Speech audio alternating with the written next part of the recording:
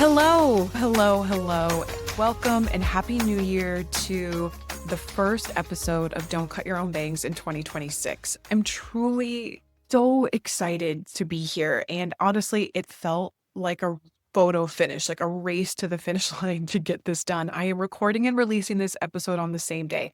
I've never done that before, but that is just what this episode took. I had different childcare. I had different things lined up for the last 3 weeks to get super ahead of the game, and that just wasn't in life's plan for me. But that's okay. We're embracing the messy middle.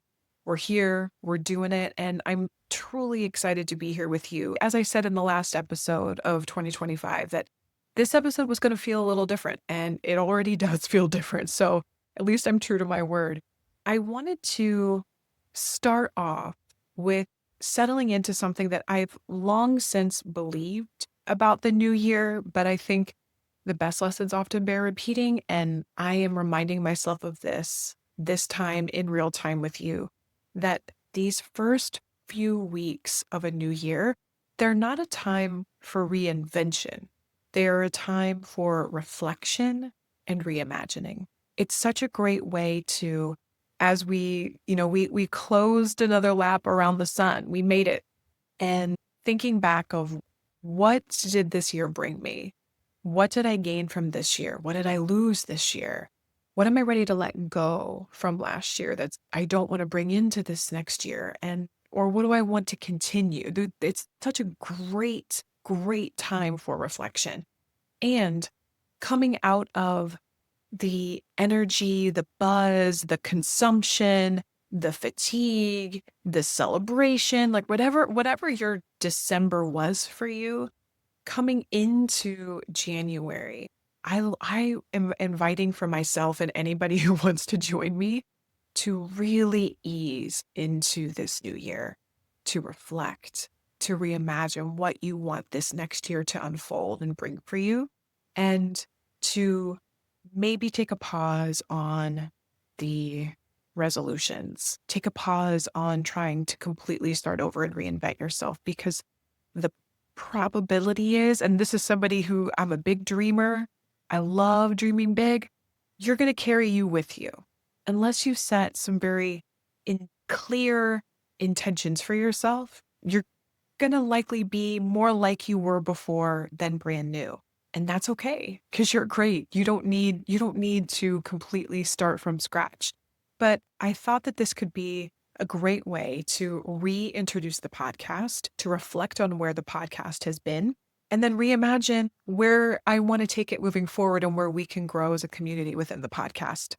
So just to reintroduce myself, my name is Danielle Ireland. When I think about everything that has happened to me before that led me here, the things that matter that I really feel like I'm starting to reacquaint myself with and reimagine for myself creatively, like how I live creatively. I have always loved any form of creative expression, telling stories, writing stories, coloring, dancing, moving, daydreaming. I loved all of that. And then as I moved through the world, through school and through college, I I felt my creative self butt up against what I felt was either required of me to be a good student, what was expected of me to be a sturdy, stable adult.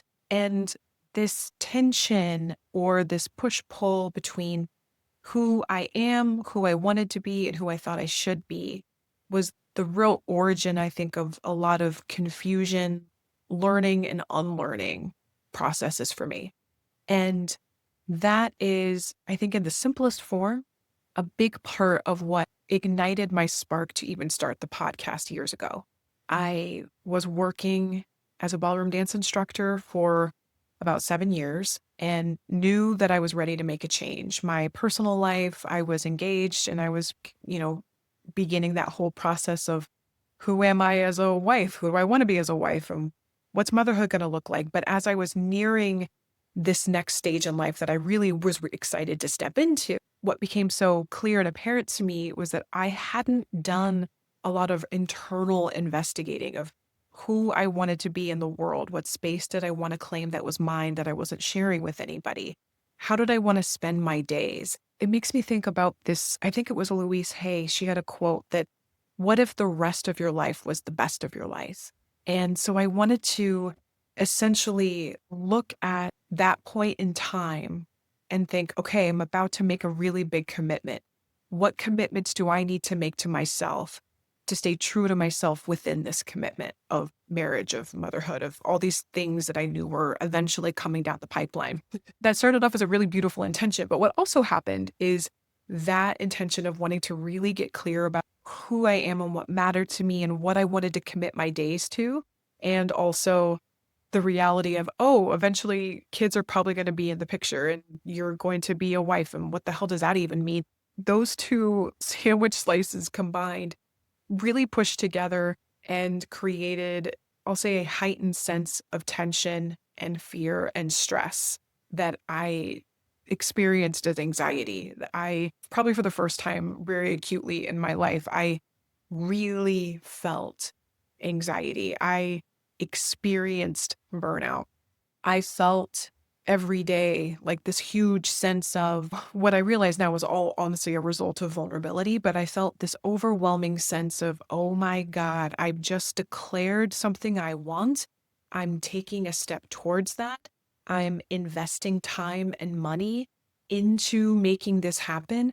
Holy shit, what if it doesn't work out? And isn't that always what vulnerability comes down to? I'm going to ask someone to the dance, ask someone to date. I'm going to make some art and I'm going to show it to somebody.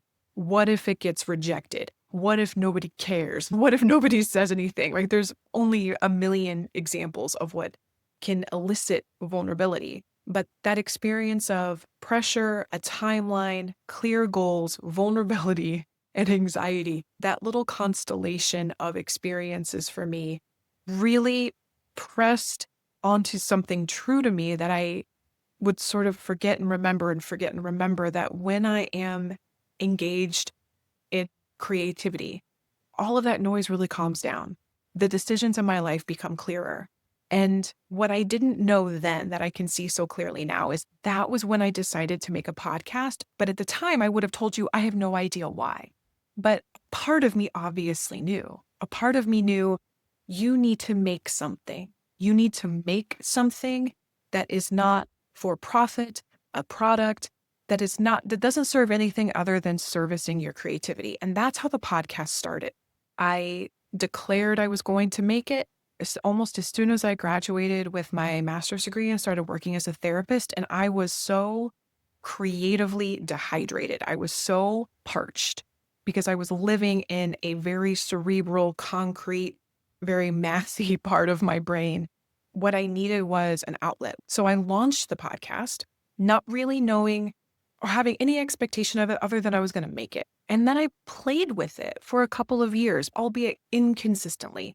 I tried releasing in seasons. I tried releasing once a week, every week for a year. And I did that. And after about year 2.5, like around the 2.5, 3 year mark, the podcast actually started to become something people were paying attention to, almost to my surprise. And it was also at that time that I became pregnant with my daughter, who's now 4. So the podcast has had a journey. It's taken some time. And this last year, I found myself literally in 2025, a mother of 2. My son had turned 2, and I found myself, as life has a tendency to do until we really, really learn a lesson, the lesson's going to keep representing itself to us. I found myself really missing that creative spark that I needed to make something. I had published a children's book called Wrestling a Walrus for Little People with Big Feelings. That was another really big catalyst that happened in March of 2025. I self-published a children's book. It's out there in the world. It exists. You can find it on Amazon and barnesandnoble.com.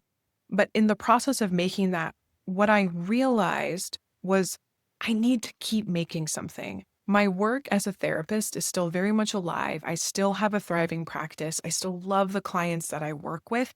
I'm just not necessarily looking to grow that part of my life or add more to that. What I want to really inject more energy, more time, more thoughtfulness and develop is this space.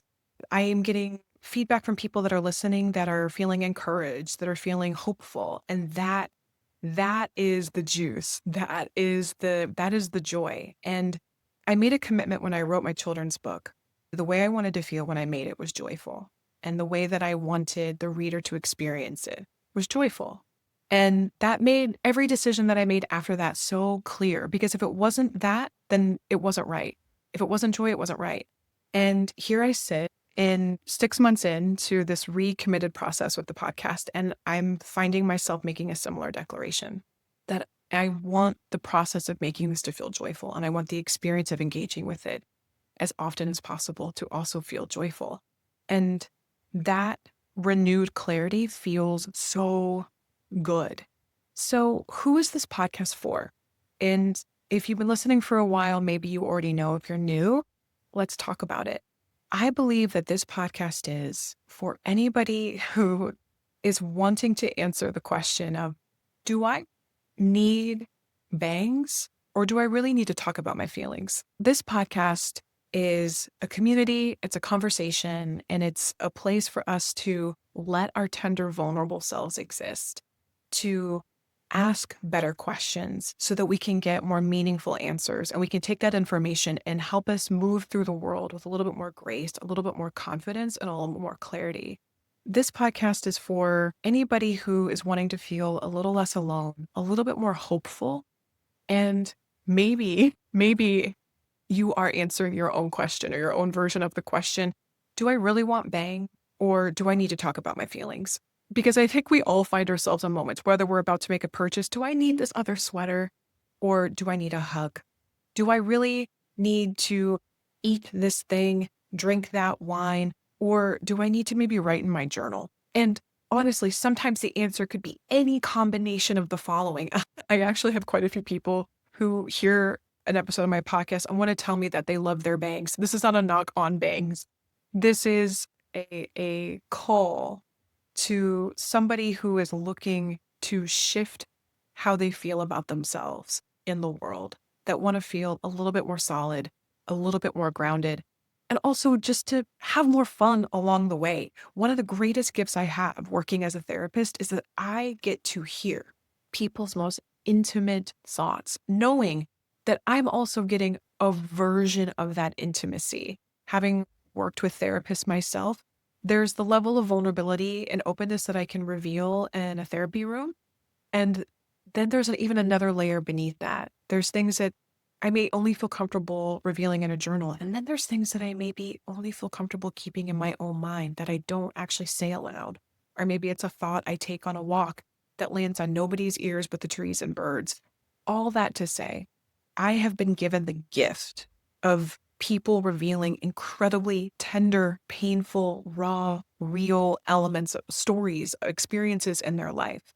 And the benefit of that, while some people may think that may sound heavy, the benefit and the gift of that is that I know firsthand in a way that I always assumed, but know in such a deeper way, that what we are looking for in life, what we're wanting to feel, or what we're struggling with, where we're doubting ourselves, it is the same.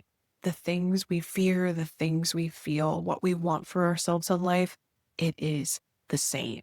There's this beautiful common thread. We are not unique in the things that we want in life. And thank God, because terminal uniqueness can keep us so silent and alone where we don't need to be silent and we don't need to be alone because we're not. And so that is the hope with this community, is that we can allow space for those parts of ourselves to exist, to be revealed, to heal, to transform, and feel better. The world is noisy. There are a lot of opinions, news, entertainment, distractions, things to buy, things to do, things to check off the list. And my hope is that this space, this podcast space, is a cozy corner where we can breathe a little deeper, share with each other, and laugh along the way. This is not a place where you want to come if you want to attack your goals, but rather commit to what's important to you. This is not where we're going to compare and despair, but rather look at who is beside us, or maybe look at who's behind us and offer a hand. I am committed to connecting with you this year and really developing a deeper conversation with you. I want to give you my email address and say, put in the subject line bangs. If you have a question for the podcast, if you have something you want talked about, if you have a personal experience that you're like, Danielle, what would you say about this? The truth is, I don't know exactly what questions are the right questions for this and what questions may not be, but we can figure it out together. And the other thing is, I will respond to you. You can email me at danielle@danielleireland.com, subject line bangs.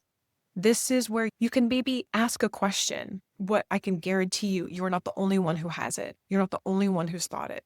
It's a place where we can really cultivate a dialogue together, where we can grow this conversation together, where we can grow this community together.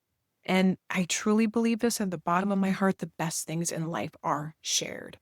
When we feel enthusiasm, we want to turn to someone and say, oh my gosh, you felt that too, or I thought it was just me, or you've had that experience. I've had that experience. I never thought I would ever be able to say this out loud, but here it is. And that is where transformation and healing happens, friends. So let's really do that together. I'm going to be inviting some new and incredible guests this year, and also welcoming back some familiar friends of the podcast if you've been listening for a while, and then using our solo cast to take a more intimate look at resources, processes, places, and tools that I am currently loving to make life feel a little easier and a little lighter. I am so glad you're here. Welcome back to Don't Cut Your Own Bangs. Cheers to making it to 2026. That was no small feat. Last year was a doozy. And we made another lap around the sun. And to that end of thinking of the sun and space and how we actually define a calendar year, I wanted to offer a little bit of a sciencey nugget, because I think this is just a fun factoid that I've had on a Post-it for almost a year, thinking I would do something with it, and I don't really know what to do with it other than just share it with you here. So I'm going to talk to you a little bit before signing off about the Andromeda paradox. This was something I heard Neil deGrasse Tyson explaining, and it blew my mind, but it was like a little mini, whoa, that's amazing that is a thing that exists and there's a name for it. So the Andromeda paradox is that motion changes your perception of time. And they had all these different examples of how you could experience this and how it could be experienced in theory. But again, I am not a scientist. I am not a physicist. I just find it fascinating and interesting. And what I love is when science meets the emotional experience, the human experience. It's exciting to think that there is this language of how the world works that's unfolding and we're discovering all the time.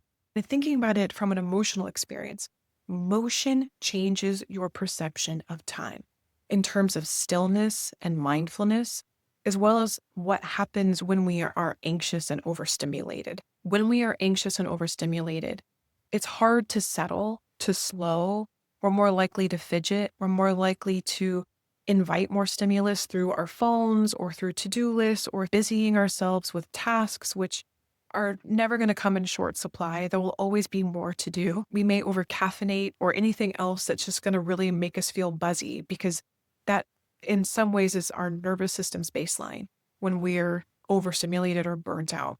That can affect our experience of time, how we actually experience time. It's in days where I've been buzzing in my head or had racing thoughts or have just felt really juiced up, not in an exciting way, but in a spiraling and spinning out way. It's those days where I'll sit down to do a task and blink, and then it's 3:30 in the afternoon, and I have no idea where those 5.5 hours went. And I haven't cared for myself the way that I need to. It's likely that I wasn't hydrating, I wasn't eating properly, and then I'm buzzy and fidgety and anxious, and it just creates this chain reaction that I can definitely attest is not in service of me. Mindfulness, when I am slow and still, or I take a deep breath outside, slowing myself down makes time feel like it's slowing down. My experience of time is different. I feel like my calendar expands, the ticking of the clock slows down, and there's more that I'm able to do. It reminds me actually of an exercise a friend of mine invited back when I was in grad school, and it felt like there was this never-ending list of things to do or things to read or things I could be doing. And I don't know if anybody else felt like this when they were in school, but a syllabus or a syllabi, I don't actually know the proper context of how I'm using it. My English people can tell me, my English nerds, but I remember seeing that list of all the things that needed to get done between day one and the end of the semester. And it just perpetuated this feeling of there's always something I need to be doing. And it felt at the time near impossible for me to slow down and stop, because as soon as I got one task done, there were 50 more tasks on their way to a 50-page paper and a thesis and blah, blah, blah. So life in its own way, it's like this never ending syllabus. There's always a final exam coming up and, a midterm coming up, and that pressure feels really acute. What my friend invited for me to practice during that time, and it's something I still use in so many ways today, that I will set a timer for my task. So, she said, just set a 30-minute timer, set a 40-minute timer, or sometimes I would even do an obscure time, like 44 minutes. I don't know why, but being silly and playful in that way kind of helped. But I would set a timer, and for only that chunk of time, I would sit with the one task that was stressing me out the most, whether it was sitting down and actually reading something that I needed to read, sitting down and responding to an email that I needed to answer. But I would set the timer, and then I knew that the timer was taking care of me. I didn't need to look at a clock. I didn't need to be doing anything else, but I would only and singularly do this one thing. And before I knew it, I would begin moving with the task. The timer would go off, and almost always I got more done than I would have ever imagined I did. Again, it felt like time expanded. It felt like time slowed down, but my processing speed was quicker. My experience of time was completely different. My experience of productivity was completely different. But the only thing that shifted really was my focus. And so I just want to invite that concept to you, however you may want to use it or not, that there is an actual phenomenon in physics called the Andromeda paradox, and that motion changes your experience of time. So if you feel like you need time to slow down, or if you want time to speed up, you can actually shift your experience of time through motion, whether that's mental motion or physical motion. I just think that's endlessly fascinating, and I'll probably keep nerding out about it and talking about it and finding other ways to incorporate it too, because it's fun. The more we talk about it, the more we practice it, the better we get, and the more we learn. And then we can ask more fun questions. Thank you so much for being here with me.